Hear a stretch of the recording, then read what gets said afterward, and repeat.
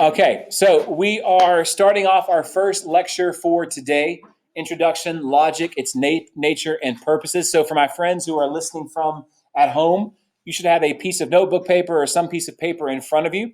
You are going to take down notes. And so as I just explained to our friends here in class, what that means is at least 5 things that I put up on the screen today, you should write down. 5 things that you think are important or relevant.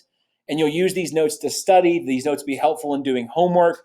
When you get back to school, you're going to give these to me the day you walk into the building, because this isn't homework. These are notes you're taking while you're watching lectures. So any 5 things, as long as I put it up on the screen, you can write it down. So let's dive in. Introduction, logic, its nature, and purposes. So welcome. Now I'm speaking to you guys here in the room, but also to my friends on YouTube. Welcome to Unit 1. So here's where we're headed. Here's what's going to happen in logic this semester. If we have clear, well-defined terms inside true statements in a valid argument, then we have 100% certain, rock-solid conclusions. Now, that's a lot of words up there that you may not know what any of them means, but that's because it's the first day of class. Basically, we're going to start off with learning about terms and definitions. What are definitions for? What do they do? What makes a definition good? And then we're going to take those terms and we're going to put them in statements. And we want true statements. And then we're going to take those statements and we're going to combine them into an argument, a valid argument. And here's the magic of logic, my friends. If we have clear terms with true statements in a valid argument, then the conclusion we reach from our argument isn't likely, it's certain. 100% certain, bet your eternal soul on it, certain. That's how deductive logic works. We don't work with probability, we work with certainty. So we're going to start off this first unit by talking about terms. So that's what we're going to do here. Step 1, clear, well-defined terms. Now, if you don't finish writing something before I move on, don't worry, just write something else. There'll be plenty more slides up there, but I'm not going to stop and wait 2 minutes while you finish whatever you were writing. Just, you can summarize, shorten, keep it moving. So in your own words, this is anticipation, what is reasoning? Sadler, what would you say reasoning is? If someone said, what's reasoning, what would you say? Reasoning, being reasonable. Being reasonable. Okay. Anybody else? What is reasoning? Eden? Like making someone understand something. So using reason to help someone understand. Okay. Sophie? You have a topic and then you're trying to prove a topic. So you use reasoning, like evidence, to try to prove what you're trying to prove. Okay. So evidence to prove what you're trying to prove. Jefferson, do you have your hand up?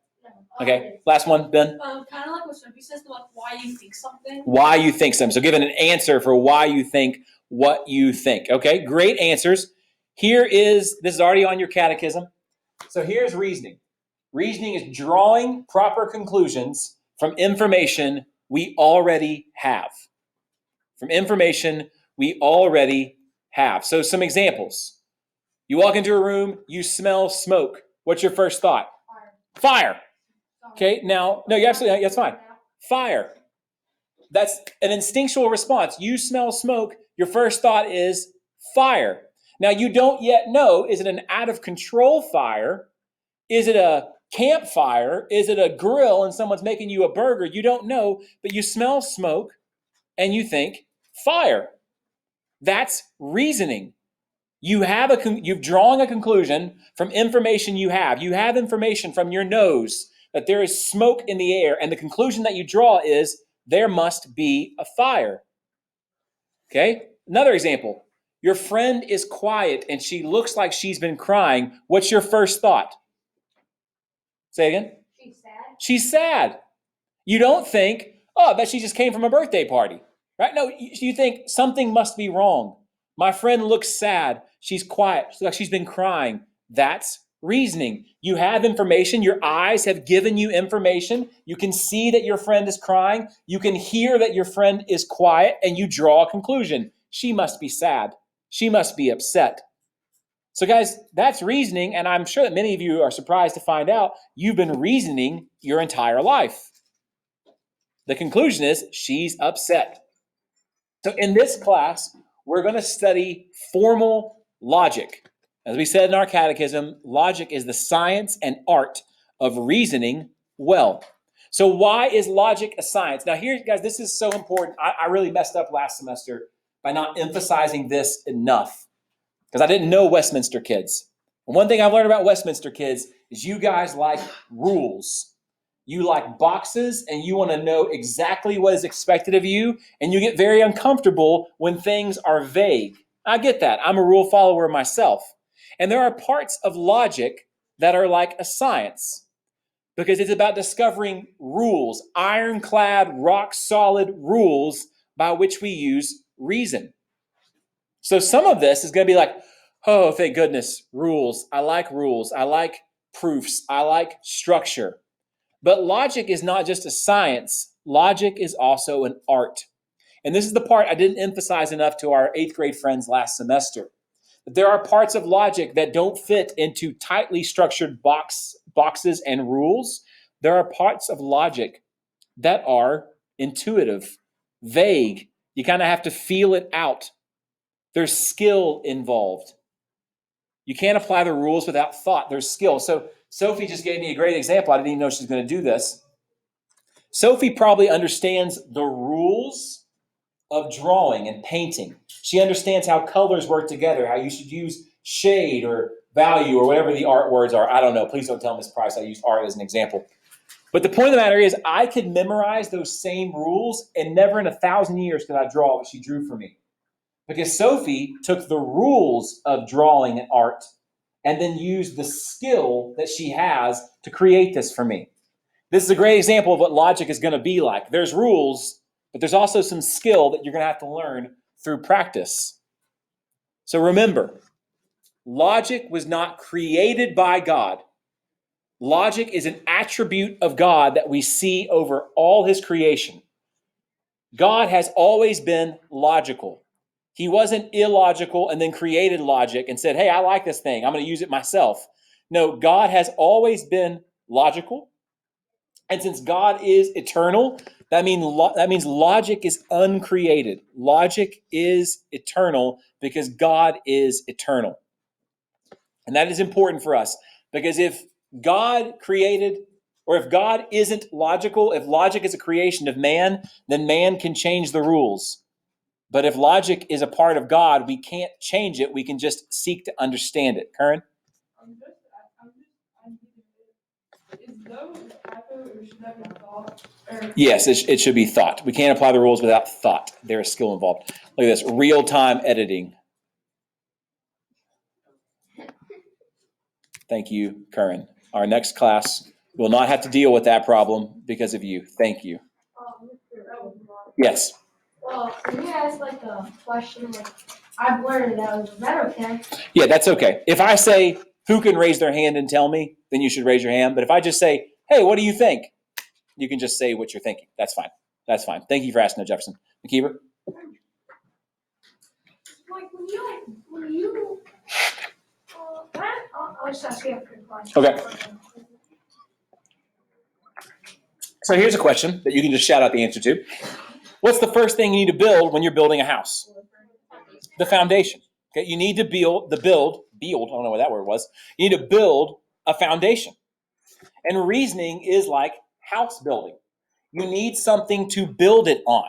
You need foundations that we can build our reasoning, our arguments on. You need a solid foundation. And in logic, we build on 3 rules known as the 3 laws of thought. So 3 laws. We've already said them in our catechism. 3 laws of thought that you need to know and understand because you'll use them for the rest of your life. In fact, you have been using them for all of your life up to this point. You just didn't know they were called this. So remember something. That's why I put in big old capital letters here. Laws don't have authority in themselves. Someone in authority has to give them. Okay? So if a stranger barged in here and said, you kids have homework tonight, do you have to do what he says? No. He's not the teacher. He doesn't have the authority to give you homework. If I say, hey guys, you got homework tonight, you do have to do that homework because I have been given authority by this school to exercise authority in this classroom. So the reason I'm pointing this out, guys, is that these laws only have authority over our thinking because God gives them. God is the giver of every good law, including the laws of thought. So let's look at these laws of thought. Here's a sentence for you. Jesus is Lord. We're going to look at these laws of thought through the lens of Jesus is Lord. So if Jesus is Lord, then Jesus is Lord. That sounds pretty obvious, right? Yes. Wait, which one is the law? Breathe, baby. Let me work through. It's going to pop up in a second. So if Jesus is Lord, then Jesus is Lord. And that sounds fairly obvious. You're like, why is that even on the board? Well, many people are going to say something like this. Jesus is Lord is true for you, but it's not true for me. Maybe you've heard someone say something like that, or you've heard anyone make a claim, a truth claim. Well, maybe you think that's true, but it's not true for me. But if something it's true everywhere and for everyone. That's how truth works. If the capital of America is Washington, D.C., that's true for everyone, whether you like it or not, whether you believe it or not. If it's true, it's true. And that's what we call the law of identity. If a statement is true, then it is true. Period. Full stop. If a statement is true, then it is true. We don't have personal truth. We don't have individual truth. We don't have cultural truth, gender truth, ethnicity truth. We have truth. One truth, true for everybody. Okay? That is the law of identity. Next, Jesus is Lord. And there are two responses to this statement, faith or unbelief. The only responses you can give to the statement, Jesus is Lord, is either say, I believe that is true, or I do not believe that is true. An unacceptable response would be something like this. Well, that statement, any religious statement, is beyond being true or false. That's a personal question. It's not about true or false. That sounds really humble and nice, but it's a load of junk. Because that's the law of excluded middle. Any statement is either true or false. Now, hear me well. Statement is a technical term that we're going to get to later. Statements are reports of fact. So if I say to you, in my opinion, The Force Awakens is the best Star Wars movie, that's my opinion. And that opinion is neither true or false. It's just my opinion. We call that a self-report. But if I say, what's her name? Rey is the female star of The Force Awakens, I'm not stating an opinion. I'm stating a fact. And that fact is either true or false. That statement that I just made is either true or false. And that's called the law of excluded middle. It can't be neither true nor false. It's true or it's false. McKeever.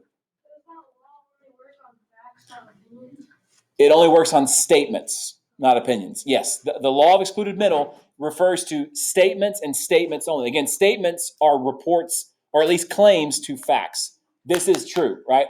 So the statement, here's one. Today is Tuesday. It's either Tuesday or it ain't Tuesday. It can't be Tuesday and not Tuesday. It can't be not Tuesday and something. No, it's Tuesday or it's not Tuesday.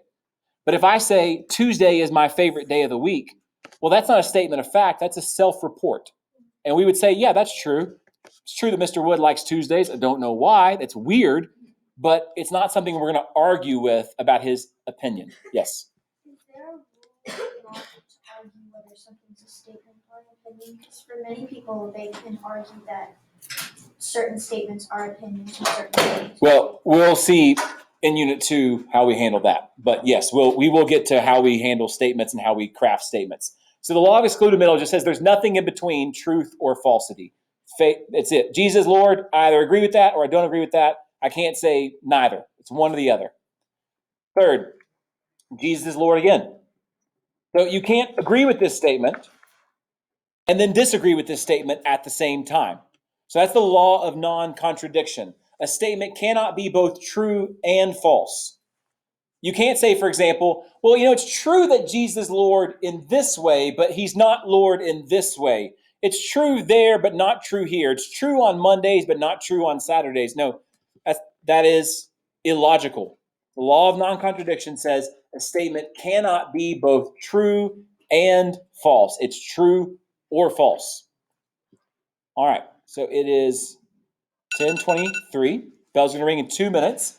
Go ahead and put your name on that, and then put it right here on my desk before you leave. Will we get this back? Yes, you will get this back tomorrow.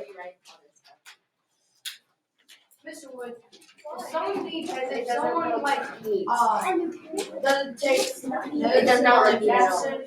notes, can they go to a person for notes, or is that cheating? If you are in class and you don't take notes, then that's a 0 because you're here. If you're not in class, I will likely send you a video. I want you to put it on my computer case, the gray computer case right there. My notes look